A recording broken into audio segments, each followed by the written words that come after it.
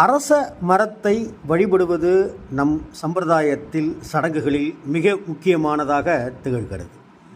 அரச மரம் வழிபாட்டுக்குரிய மரங்களில் மிக மிக முக்கியமான மரம். அரச மரத்தோட தென் பாகத்தில் சிவபெருமான் குடிகொண்டிருக்கிறார்.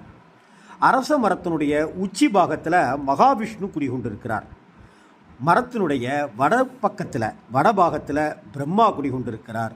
வேறு பாகத்தில் இந்திரனும், மத்திய பாகத்தில் அக்னி தேவரும், கிளைகளில் கோமாதாவும் குடிகொண்டிருப்பதாக புராணங்கள் தெரிவிக்கின்றன.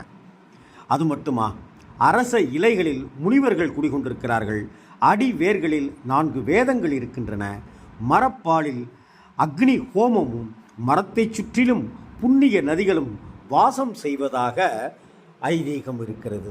அதனால்தான் அரச மரத்தை வணங்கினால் நமக்கு சகல யோகங்களும் கிட்டும்.